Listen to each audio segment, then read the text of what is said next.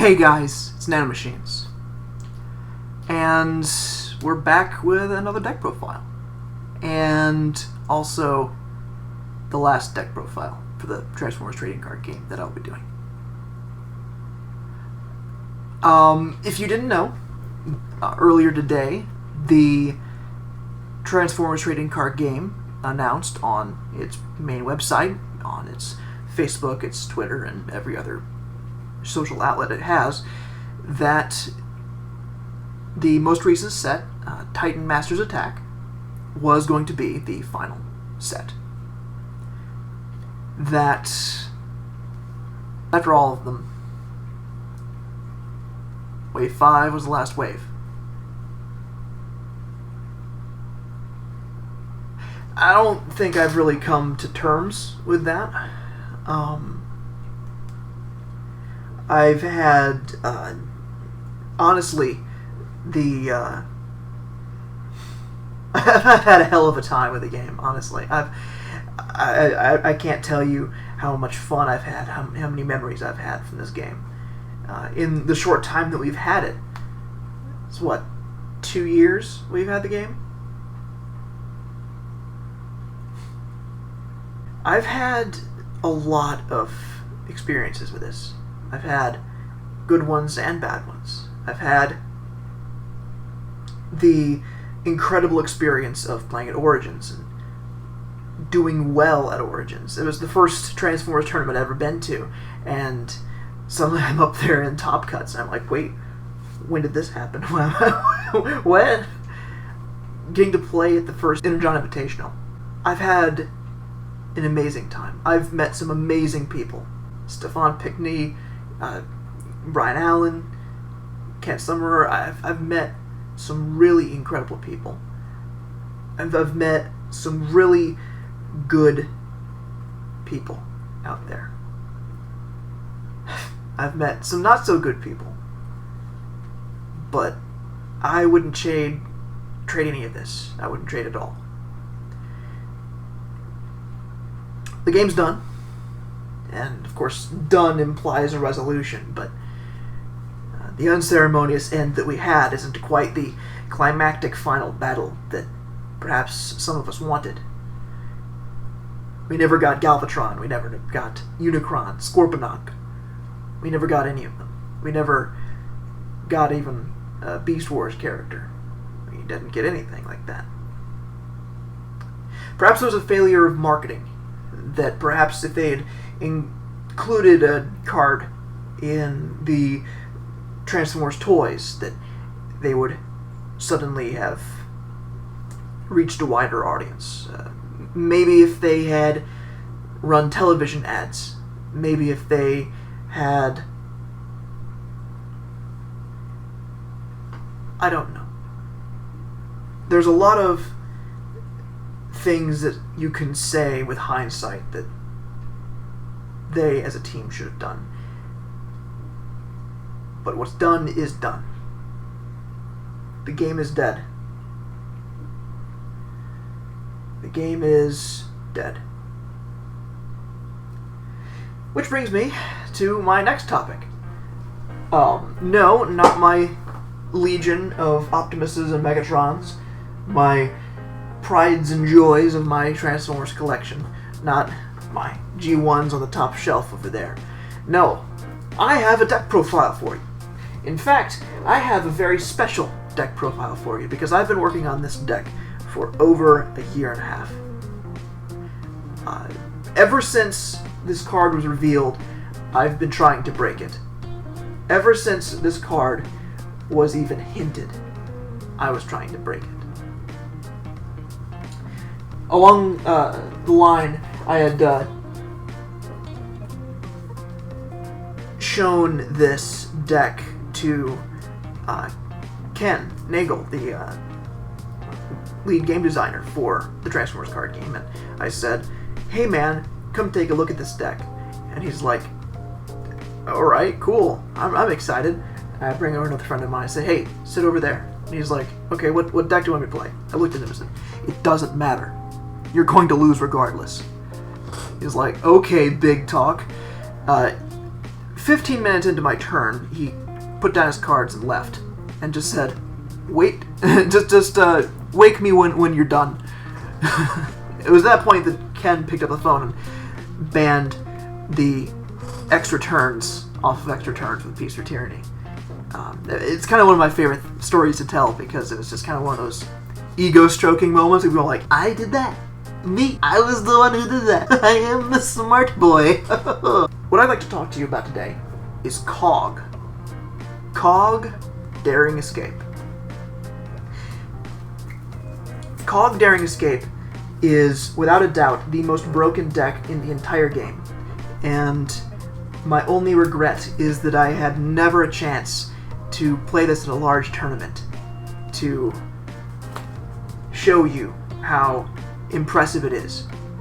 This is a Daring Escape deck that wins as soon as COG dies. This is a Daring Escape deck that is virtually unstoppable as soon as it pops. As soon as that one character goes down. This is a deck that would have broken the game and forced bannings. Let's dive in. So, how do you play COG? Well, that's easy. Well, easy-ish. Basically, it's one of the few decks that you would choose to go second with. Why? Well, because these three guys have stealth, and this guy does not. And the game starts when this guy dies. So, you go second, you draw your hand, you eventually swing with COG, then they're forced to attack COG for a second time. If he is still alive, then you have Eject, who can then attack with stealth, force them to attack COG. Now, the first thing you would do, obviously, is flip Red Heat, because you need to do that. But eventually, COG is going to die, because that's 3 attacks into him, and you play Peace or Tyranny, and Involuntary Promotion in the deck. So eventually, COG is going to die through either your means or your opponent's memes. Through your opponent's memes. Ooh, off to a solid start, my man. My swan song of a deck profile, and I'm saying your opponent's memes. Ooh. Eventually, COG will die. And that means he's going to eventually turn into his weapon. Now this weapon, when you upgrade somebody with it, you draw a card for each of your characters on the field, and then upgrade them with an upgrade. That's it. So, on the turn that you would kill COG, you would have Eject in robot mode, because he's a specialist in robot mode. You would explode your entire field with upgrades. Now, what cards would you play? We'll get into later. But just know that this guy is only there because he's 4 stars and a specialist and an Autobot. That's it. that's all the whole reason you play Fix-It. Eject is there for his stealth and vehicle mode. And his, Autobot 5-star-ness. That cool thing. Anyway, Red Heat, however, is there for his reactivation of upgrades. Now, if you notice, COG is an upgrade. If you tap Red Heat, you get to activate him a second time, which means you draw 3 more cards and then play 3 more upgrades. And oh, what's that? In this new Headmaster-based set, there's this thing called More Gun. Wait a minute. If you play an upgrade on top of COG, that means he's being removed from a character. And that means you get to flip More Gun to reattach COG to another place for free. And that includes effects that, from COG, attach an upgrade. So you can go through your deck, pull out a Drill Arms, play it on top of COG, activate More Gun, attach to another guy, draw 3 more cards, play 3 more upgrades. Now, there's an awful lot of talk about upgrades in this deck. So what upgrades do you play? Well, back in Wave 1, we got these really impressive cards called Scrapper Gauntlets, Crushing Size, and Drill Arms. you're running 3 of each of these things. Now, these things scrap certain upgrades, but that doesn't really matter because hopefully it's going to be at the point in the game where your opponent doesn't have any upgrades in their field. But if you play them and you can't scrap those upgrades, you draw a card. And when it says put onto a character, you draw a card, not just play it onto a character. So, when you explode your field with a Scrapper Gauntlets, a Crushing Size, and a Drill Arms, with Cog, and suddenly you say, oh cool, I'm going to go and play the Drill Arms onto Cog here, and then move them on to another character, you're drawing 3 free cards for these things. And then, with Cog, you get to draw 3 more cards. You're drawing just insane numbers of cards. And to make matters even better, Red Heat can suddenly tap in his bot mode to shuffle around these things, activating Cog again, and of course, activating these again, which means you get to draw even more cards for free. Of course, because your whole field are specialists, you play Field Communicator as well as Multi-Tool. The banning of multi-mission gear was supposed to stop these specialist combos, Cog and all that stuff. But unfortunately, they kind of neglected to ban this card as well. So, you get to play free cards on the top of your deck, including more upgrades, and, well, everything else in your deck. But what happens if you whiff? Well, if you whiff, you'll find yourself in a bit of a precarious situation. You could say, oh wow, well, I'm not going to hit this. I better just not tap Red Heat, or maybe I should use these spare Cog activations on something a little more defensive, which is why you play 3 Force Field. These 3 Force Field will effectively explode your entire field full of Force Fields and say to your opponent, if you can't get rid of this turn, I'm going to win this next turn because I have a 30-card hand. You have just this massive hand, and everything has force fields on it, and it pretty much confirms that the next turn that if they can't deal with your field, you will win. It's something of a win more card, but I like to call it something like a die less card. It's a lose less and win more card, so it's kind of an auto-include. So, before I talk about the next and the final 2 upgrades that you play in your deck, I'm going to talk about the actions, because all of this draw isn't going to do much for you if you can't win the game, which is why you play 2 Daring Escape. Now, playing 2 Daring Escape is a little bit of a controversial opinion, because if you play one during the start of the game, you're probably going to end up milling some very important things, and then it's going to be in the discard pile, then you got to draw back into it, and then it's just going to be a rough situation. But playing 2 allows you to have the card in your hand when you need it, instead of being the last card in the bottom of your deck. So 2 Daring Escape, and of course if you have no cards in your deck or discard pile, you win the game.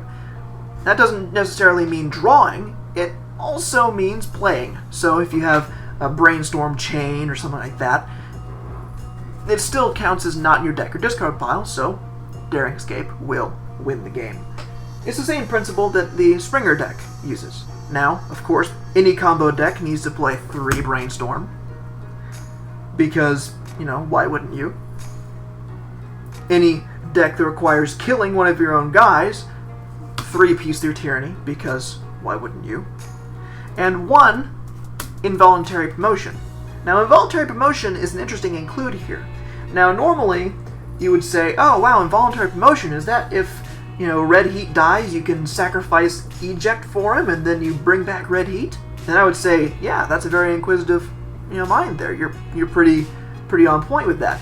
However, if you play Involuntary Promotion without another character in your KO area, it still KOs that character that you targeted with it. So, if at the start of the game you have Cog in robot mode and you target him with an Involuntary Promotion, Cog will still die. No one else will get resurrected, it's just Cog will die. Another thing too is if one of your small guys get killed, so for example through horrible damage, you can use Involuntary Promotion to kill Cog and then resurrect the small guy. It's kind of an insane card. Now, since you're all Autobots, we obviously play 3 Confidence, because Confidence is broken. It draws 2 cards, and then plays another action. It's kind of insane. Sure, you have to scrap 2 cards from your hand, but it burns through your deck, and then you can even chain off of these confidence with other confidence into perhaps a brainstorm, into the next card we're in on our list, which is our bread and butter, being Equipment Enthusiast. Now, Equipment Enthusiast, since you explode your entire field with nothing but upgrades, and I'm talking like 3 per character, so that's 9 in total, you draw a snot load of cards with Equipment Enthusiast. This is going to be the card that's going to draw you the most cards in your deck, so these things are valuable. And finally, we have a little bit of an interesting card in here that I have. It's Quartermaster. Now, Quartermaster isn't exactly used to get Cog out of the KO area, because it actually can't. It's mostly for activating Cog's movement again, so you activate his reattachment effect. So off of a brainstorm, you can say, oh wow, I need another activation of Cog. Well, Quartermaster. Another thing that you can do it with is if you happen to flip Quartermaster off of the top of your deck from a, for example, field communicator, you can just say, okay, cool, let me go ahead and move Cog again, draw more cards. Whee! It's just a solid card that's, in the deck. But that brings us to our final cards in the list, and perhaps the ones that I'm most proud of. Now, the way the game works is if simultaneous triggers happen on your turn, you get to choose how they happen. In other words, the player who is affected by those triggers gets to choose how those triggers happen. You're effectively stacking the trigger deck. So, say, for example, you peter out. You say, oh man, I only have a Daring Escape, I have only a couple cards left in deck. I could have won this turn if I had an extra action. Well, that's why you play Datapad and Anticipation Engine. Anticipation Engine reveals the top card of your deck, and if it's an action, you get to play it. Datapad draws a card when you attack, and then you can replace that card with a card in your hand. Anticipation Engine and Datapad activate at the same time. This allows you, as a player, to say, I'm going to activate Datapad first, draw a card, and then you get to put a Daring Escape back on top of the deck, or a Brainstorm, or whatever. And then Anticipation Engine will then activate, because you're still in the when you attacked phase of that activation. You get to flip over and say, oh cool, Daring Escape, I get to play that for free, whee! And then you win the game. And notice that these are also upgrades. So, any spare activations from Cog, you get to say, cool, let me play a Datapad for later. Oh cool, let me go ahead and play an Anticipation Engine on top of Cog to activate more gun, while also having an Anticipation Engine on the field. So I can, at late game, attach a Datapad, and then win the game. This makes the deck broken, which is why I've kind of held it under my wing for so long. I've been working with Kent Summerroar on this for a little while now. Actually, many months, I can't remember. Either way, I've been working on this thing for over a year at this point. And I'll never get a chance to play this in a big tournament. But you might. If you and your friends somehow say, oh, you know what, I'm going to build that deck, then please do. It's not unbeatable. If your opponent plays a Gears with Sabotage, then Cog will be, rendered moot. Of course, in your sideboard, I would recommend playing Springer and a whole legion of Springer cards and suddenly change your entire deck into a Springer deck. And of course, Springer doesn't usually function off the activation of upgrades, it just functions off the activation of actions. But that's up to you. If you are afraid of gears, you can gear your deck however you want. I've had a good run in the Transformers card game. I don't think I'm going to continue playing. As you know, I have recently joined a competitive team. Actually, the week or so prior to the game's cancellation. It's kind of a bad luck thing. I don't know what's going to happen with that, but me personally, I will not be trying to... I won't be staying up until 2 a.m. building decks like I used to. That's just not going to be something that I'm going to do. However, this is not going to be the end of this channel. If you're wondering what's going to happen with this channel, I'm going to be posting things, for example, my stream highlights. I do have a stream. It's twitch.tv/sideways with a 1 and a 5 at the very end. I have that link. It's kind of like right there. I'm gonna put that. We'll put that right there. No, we're not gonna put that. We're gonna put it right here. See that? It's real small. So small you can't see it very well. On that stream, I'm going to be playing some video games. I've been playing Jedi Fallen Order recently. It's my first kind of playthrough through the game, and it's also my first Souls-like game, and I've been dying a lot. So come over and hang out. It's honestly a pleasure to get back to gaming. And if you'd like to have some more Transformers TCG content by me, I have a website by the name of fictionnexus.com. That link will definitely be this time, right here. You're gonna go that link. Go there. I dare you. On there, I have 2 fan fictions that I wrote about the Transformers trading card game. It's based on the events of what was presented in the cards, and I tried to make it as, well, canon as possible. I spoke to Ken about it, and he said, hey Matthew, don't ever try to make money on these, because otherwise we're going to sue you, and because that's illegal, and you can't do that. Please, sir, I have this good idea that I could use for an affection to go along with the game. Yes, that's nice. Don't do illegal things, dumbass. So,